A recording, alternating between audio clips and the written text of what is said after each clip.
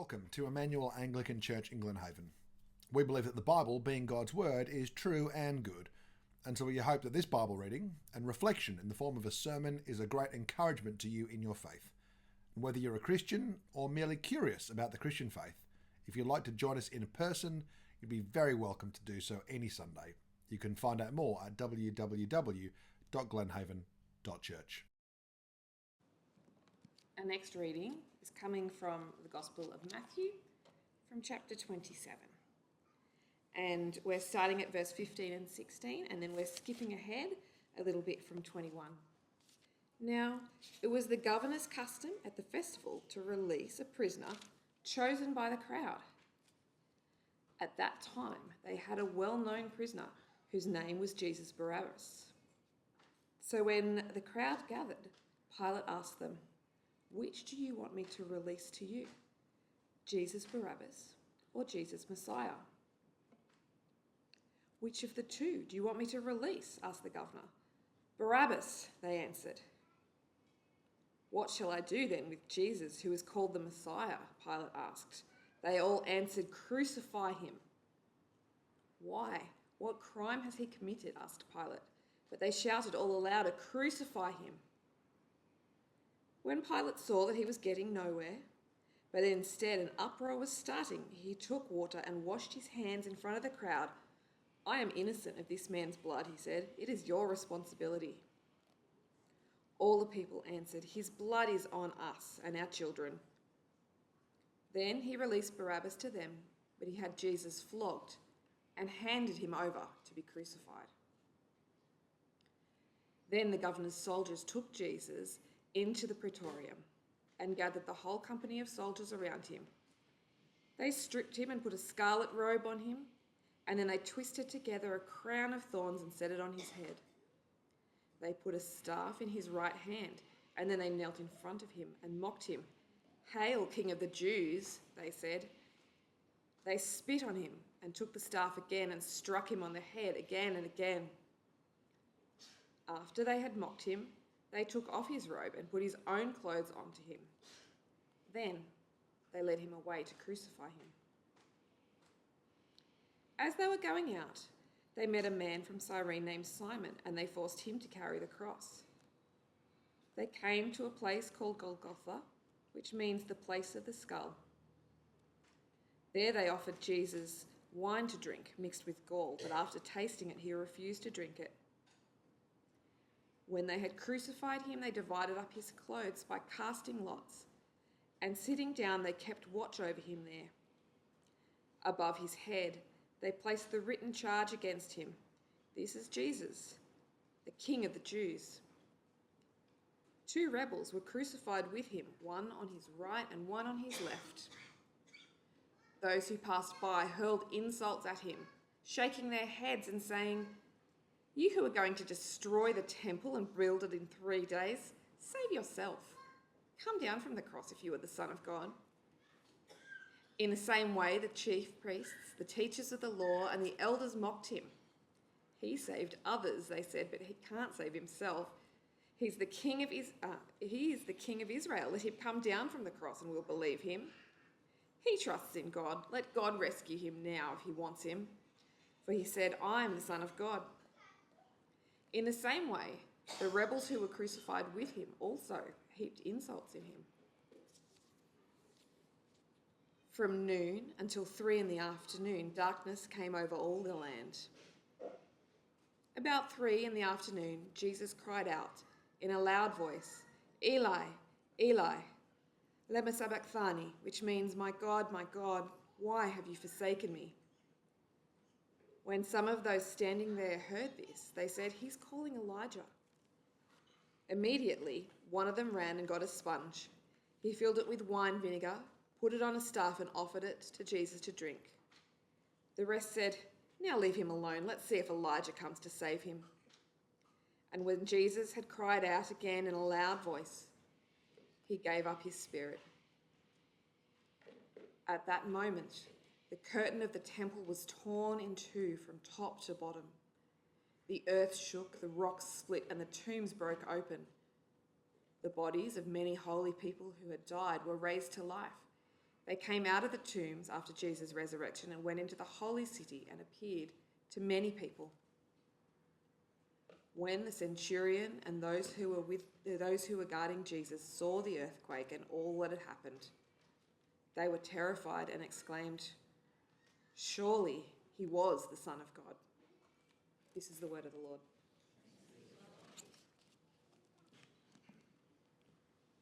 Did you know that the second most common name in the United Kingdom is David Jones? I mention this not because of the department store, rather because of some research done recently by a team of journalists from Reuters International, led by Simon Gardner. You see, Gardner was researching the name David Jones. Now, why was he doing that? Not to see how many there were. By the way, there are more than 6,000 David Joneses just in the UK. Do we have any here today? This will come back to bite you later. Okay. Rather, it was because he was trying to find out one particular David Jones. And it turns out that this David Jones was known by another name, Robin Gunningham. Well, that's all a bit confusing, isn't it? I don't know if you've heard of him either. Well, it turns out that David Jones, aka Robin Gunningham, was also known by a third name, Banksy.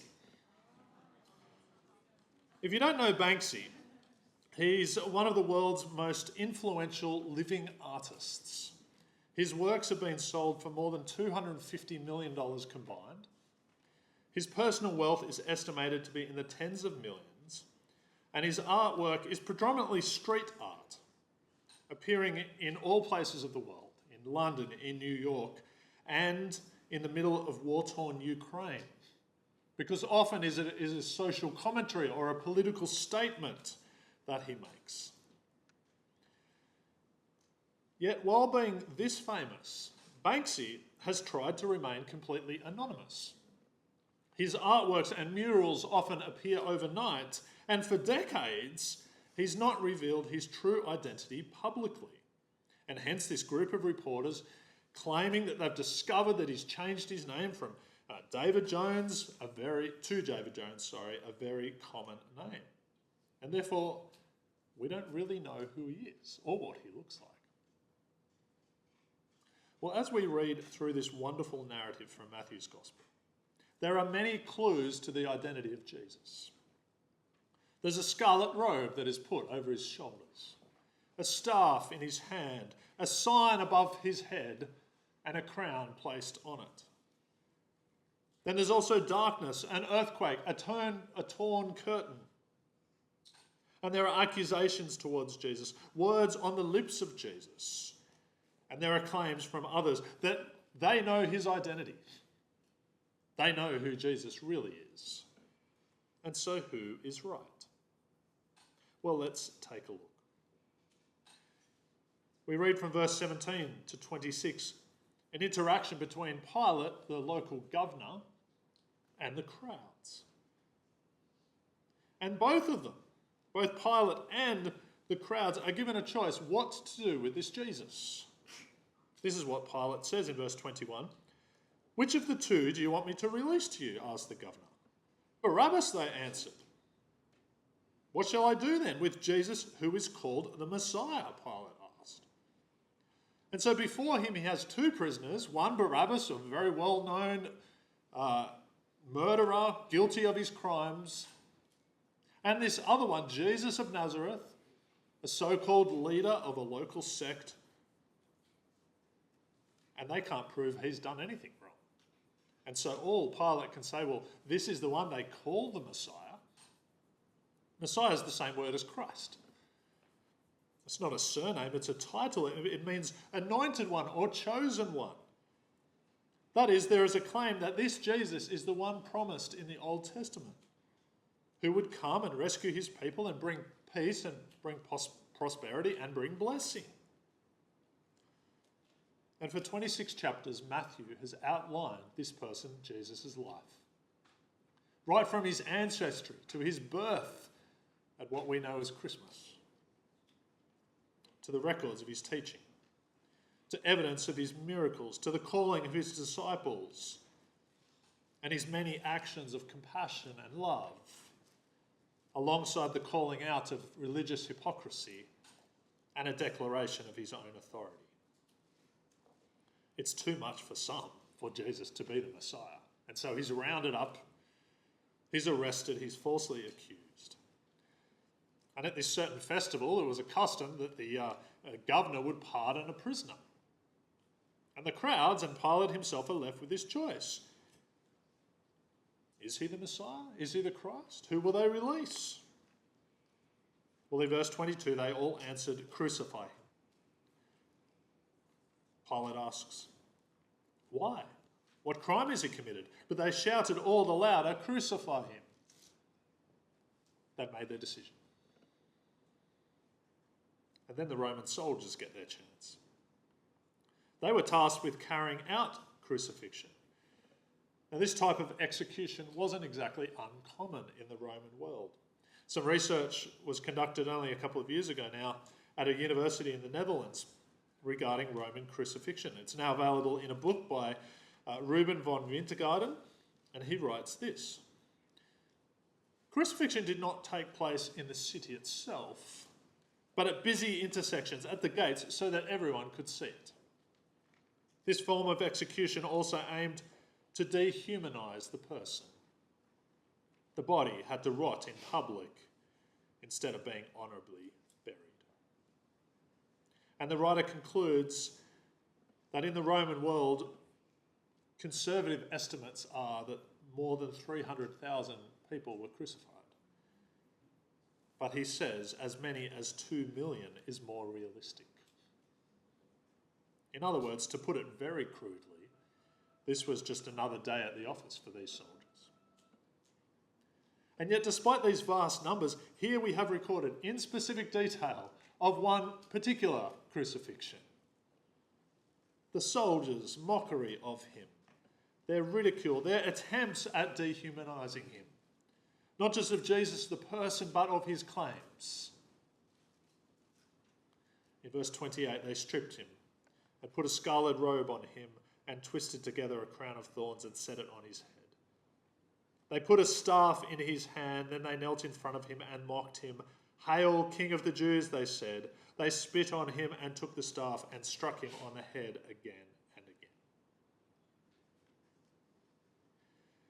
To make it even clearer and the mockery even more public, after they had nailed him and hoisted him on the cross, we read in verse 37, they place a written charge against him.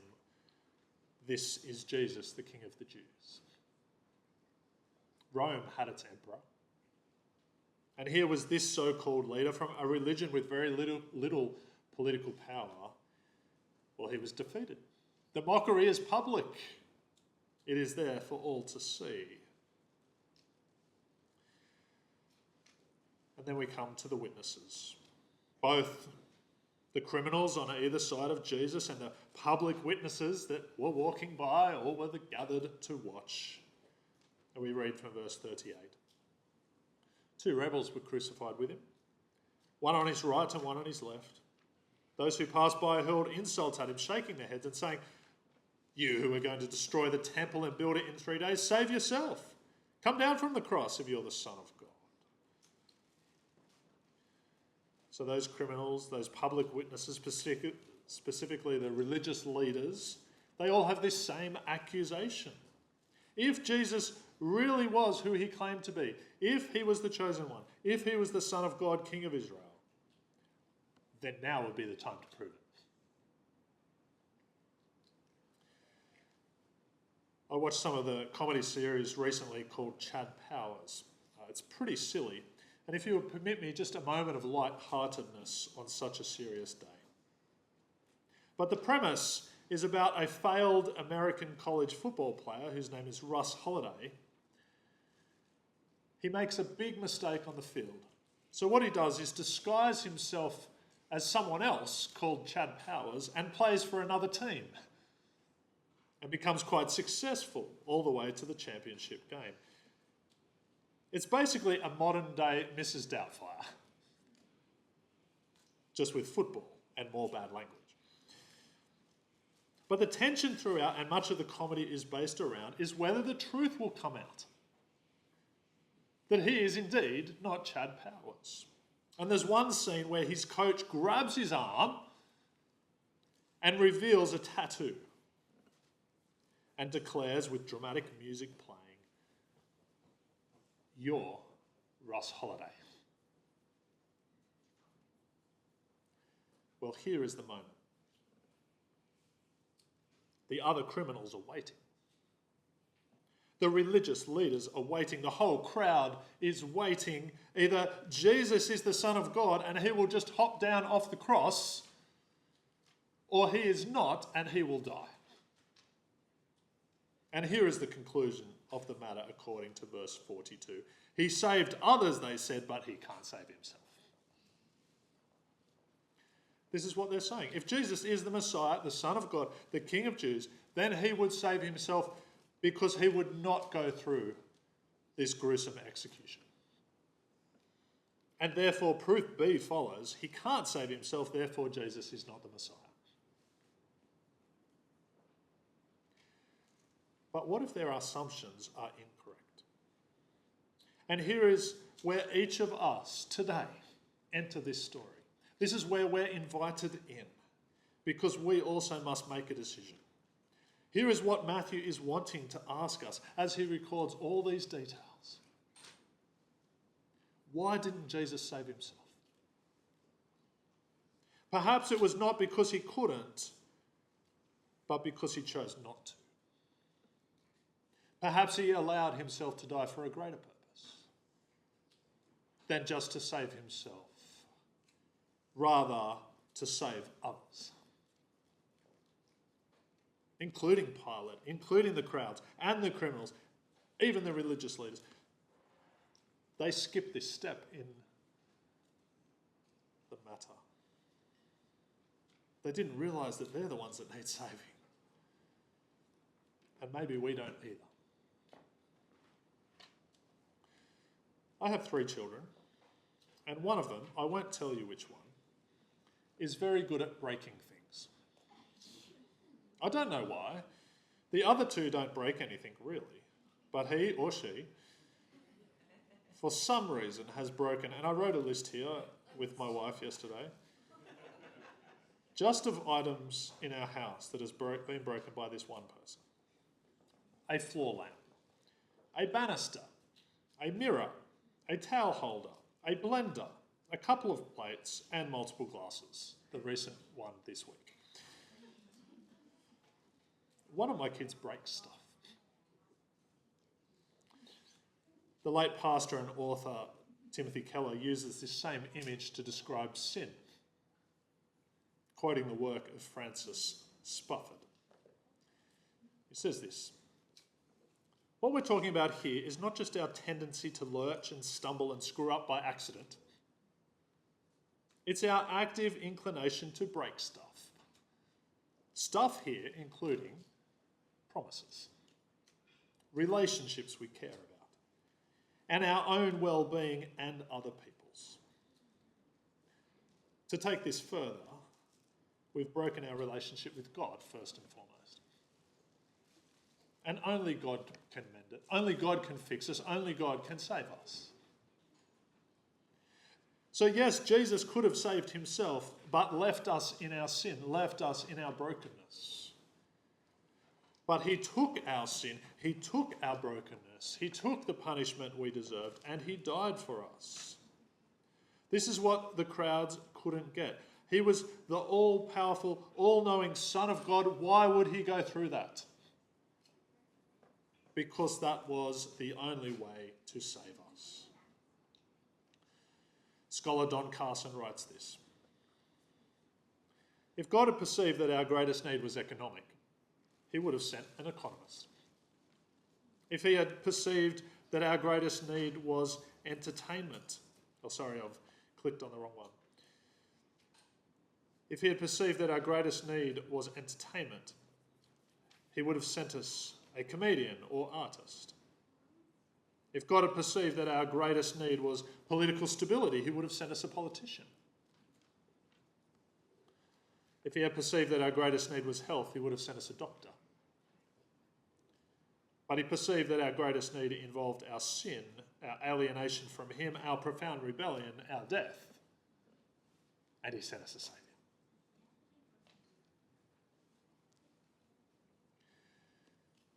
Banksy, aka David Jones, aka Robin Gunningham, actually remains fairly anonymous. He could walk by today, he could be sitting here today and you wouldn't recognise him. And the journalist who researched him said this: he, Banksy, continues to hide in plain sight. He could go out later today and paint just as he has done and you wouldn't be able to find him. Well, Jesus does not remain hidden. In fact, we have all we need here in the Bible, even in the gospel account that Matthew gives us, and even just in our passage today. That he is the Son of God, he is the King, he is the Messiah. He's the one who didn't save himself because he chose to save you. And each of us will have to decide. This is not just an opinion, it's a matter of life and death, your life and death. For if you believe you need saving, and the Bible says you do, and I think you do, including me, we do need saving, then who will save us? As we close, there's one more character to look at. A Roman centurion, probably one of the ones who had executed hundreds of criminals. Not a religious person by any evidence, probably not one of Jesus' followers before this day. But he saw the signs, the darkness, the earthquake, dead people rising. He saw and maybe even took part for a while in the mockery, the robe, the fake crown, the accusations. And yet he made this decision. And it seems some others who were with him also came to the same conclusion. And I hope it's a decision that you have already made or even would like to make today about who Jesus is and what he has done for you. I'll read from verse 54. When the centurion and those who were with him were guarding Jesus saw the earthquake and all that had happened, they were terrified and exclaimed, "Surely he was the Son of God."